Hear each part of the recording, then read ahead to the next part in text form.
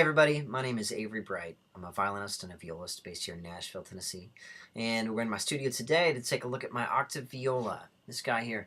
It's a viola that's been tuned down an octave with special strings put on it to basically put it in the same range as a cello, right? So what you have is the C, G, D, A. Same strings as a cello, and this guy here, it's the same low C as the bottom end of a cello. So it's a really beautiful thing as a violinist and a violist. You get to experience playing a cello basically up on your shoulder. So let's take a quick look at this thing. I've got these set up just for comparison. This is the Octave Viola. This is my normal viola I use on a regular basis, and this is one of my violins. All right.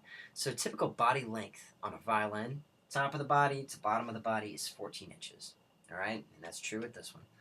My viola is a smaller viola. It's 15 inches, right? So top of the body, bottom of the body is 15 inches. Most adults play a viola between 15 and a half to 16 and a half. So it's a little bit of a smaller viola, but it's pretty close to a normal size viola. This bad boy is 17 and a half inches. Makes for a very different playing experience than a normal on the shoulder, violin or viola that you're used to playing. So I'm going to go ahead and play this thing for you for the sole purpose of you getting to see it in action. Don't take the audio quality into account too much. I'm playing through a microphone on my computer, so it's just not going to be an accurate representation of what it actually sounds like. So stick around. I'm going to play some clips from the recording sessions I've used this instrument on, and you get to see old Big Bessie in action and actually hear what she sounds like then.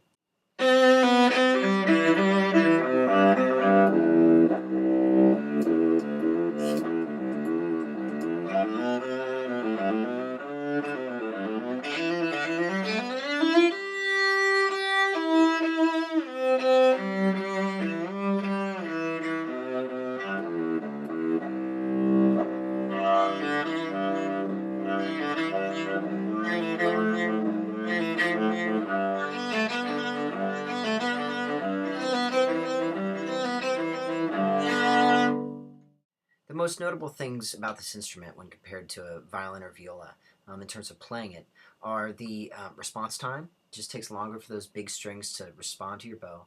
Secondly, is the slower vibrato. It has to be slower to kind of emulate a cello sound. Then thirdly is the point of contact, especially on the G and the C string. You have to really play out towards the fingerboard, otherwise it doesn't quite respond very well. They just take a minute to respond, and so you have to kind of scoot out closer to the fingerboard. So here's the set of strings you're going to need. They're called sensicores. It's a synthetic string made by Super Sensitive. You can't just use traditional viola strings and tune them down an octave. They're not built for that. These are built to actually sound good in this octave. When we put them on there, we ran into a couple things that happened. First of all, on the C and the G string, we had to drill out the holes in the pegs. I had the luthier that I bought the viola from do it for me. So the strings would go through the pegs. They're so wide that the holes in the pegs are too small. So that was the first thing. And then also down here, I had the luthier put in fine tuners for every single string. I had it for about a week before I had those put in, and it was a huge pain, like getting this thing tuned up with pegs. So it's much easier to have the fine tuners on every string and do it that way.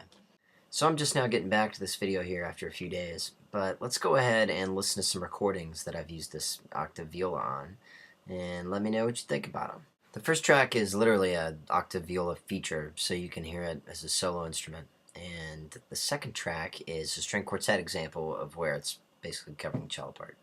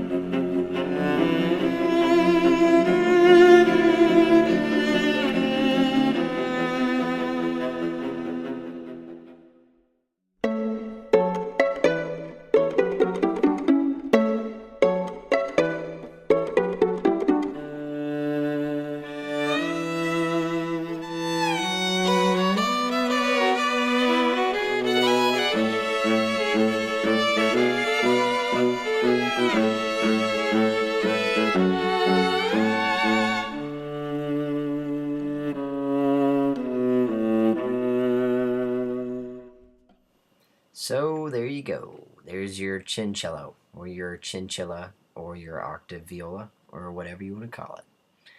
It's a fun instrument to have around as a violinist. It's a fun thing to just play and experience, really. It lacks some of the body and the depth and richness that a full-size cello brings, obviously, due to the lack of body size compared to a full-size cello. But other than that, I mean, it records well. It's fun to play. Compared to a violin, it's like driving a cement truck trying to get it to respond. But I like it. I think I'll keep it. Would love to hear anyone else's thoughts out there if you've got one or if you have experience with one. Would love to hear about that. And until next time, thanks for watching.